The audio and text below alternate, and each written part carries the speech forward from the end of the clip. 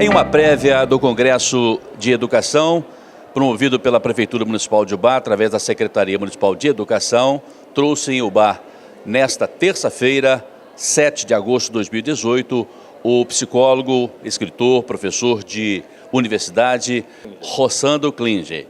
Bem-vindo ao Ubá, prazer em falar contigo, prazer em conhecê-lo. Prazer todo meu. Primeira vez aqui, é uma alegria estar aqui nessa cidade mineira, que eu já conheci, porque eu tenho um grande amigo aqui de Ubá, né? Mas não tinha vindo a primeira vez. Um prazer estar aqui com vocês.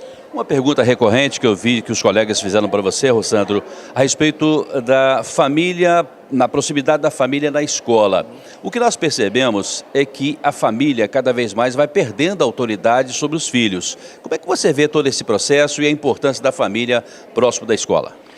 Todas as pesquisas mostram que a relação entre a família e a escola é fundamental e sem ela você não tem um desenvolvimento educacional a contento dos filhos. Então, muitos pais acham que não conseguem educar os filhos porque acham que tem que sentar junto com eles e ensinar trigonometria, álgebra linear. Não é isso. É desde criança você deixar claro que para a família é importante a educação, que existe espaço na casa para que a educação tenha validade. Então você senta junto com os filhos, estimula a leitura e claro, quando eles vão entrando em fases mais avançadas de conteúdos que você não dá conta, você pode contratar professor, você pode fazer esforços que você tiver, mas é que a família tem que sentir o seguinte, há um espaço importante para a educação. Toda família que tem uma boa relação com a educação e com o filho, esses filhos geralmente são pessoas que são profissionais extremamente bem-sucedidos. E isso às vezes são pessoas que são iletradas, mas eles sabem da importância do conhecimento, inclusive porque tiveram uma vida mais difícil financeira por não ter tido acesso e fazem um profundo esforço para que os filhos tenham. E deixam muito claro que eu prefiro que você estude que você trabalhe. E quando um pai diz isso, se sacrifica num roçado para que o filho não precise ir para lá, ele está entendendo. Para o meu pai, a educação tem importância e aquilo faz com que aquele menino tenha um ganho muito profundo e busque investir na educação, que é a grande resposta para a vida da gente. A educação é aquilo que transforma o ser humano e a sociedade de um modo muito geral e é importante que a família saiba do seu papel como estimulador do processo educacional dos seus filhos. As 5 faces do perdão. Quais são as faces do perdão? Na verdade, esse livro ele trata de 5 histórias. Eu coloquei esse livro, mas ele trata primeiro de um perdão a si mesmo, que é de um personagem que não se ama por não ter conquistado um lugar como ele imaginava que ele poderia e não aceita a vida que ele tem, que é uma vida boa, mas por comparação ele acha que é inferior. Tem a história de um perdão de uma mãe que perde um filho e fica magoada com Deus e com o universo, achando que Deus tem culpa. Ela tem que executar o perdão. Tem um perdão de um relacionamento afetivo, de uma traição de um filho no relacionamento afetivo, de um pai que gosta mais de um irmão do que do outro e de um abuso sexual. Eu contei 5 casos clássicos de perdão em terapia. Existem várias outras histórias de perdão que eu também quero cantar em outros livros que vão dar continuidade a essa série de livros. Mas o perdão, ele essencialmente tem como objetivo nos libertar de um grande fardo, que é olhar para um evento do passado que doeu naquele momento e, por escolha, por mágoa e ressentimento, e a palavra explica-se por si só, sentir novamente, ressentir, por escolha, manter aquela dor dentro do meu coração depois de anos, décadas, com profundos processos de adoecimento orgânico como consequência dessa mágoa. Rossandro, a educação pública no Brasil, a rede estadual, por exemplo, que eu trabalho, esse ano de 2018 até aqui, está abaixo da crítica. 2017 foi muito ruim, mas 2018 está superando pelas greves, pelas paralisações, aquela paralisação dos caminhoneiros também contribuiu bastante.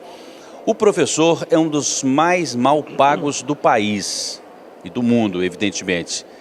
Remunerar melhor o professor vai ajudar. Onde é que a gente vai começar para botar esse trem nos trilhos novamente? E a educação no Brasil poder ser alguma coisa de contente para todos nós.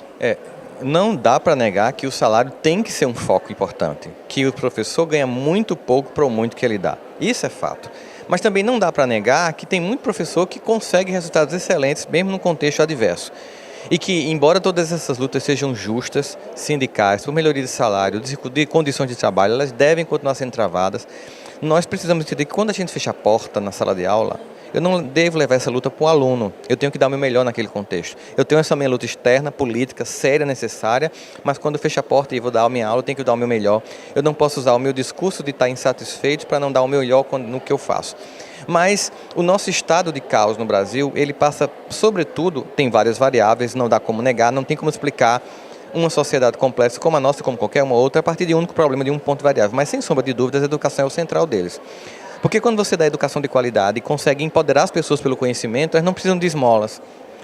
Elas conseguem construir sua própria trajetória. Então, enquanto não entendermos que a grande das reformas que tem que ser dada e a grande prioridade da sociedade é a educação, a gente vai estar sempre patinando. A gente cresce e volta, chamado voo de galinha.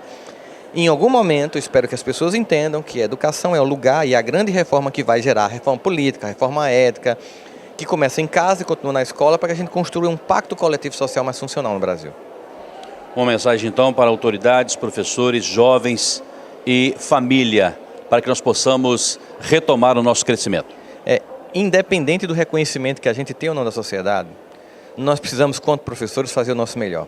Eu sei que a gente mora num país em que nós não temos, enquanto educadores, a visibilidade que, por exemplo, o jogador de futebol tem. Mas eu não posso fazer esse discurso para não dar o meu melhor na sala de aula. Nós precisamos fazer o que nós temos que fazer, precisamos continuar nossas lutas por melhoria de salário e de condições de trabalho, por reconhecimento e, concomitante a isso, fazer o máximo para dar de nós, entregar de nós o melhor que temos para essas almas que chegam nas nossas vidas e que podem ser transformadas por uma ação decisiva de um educador que olha para aquele que chega como alguém que ele é capaz de transformar.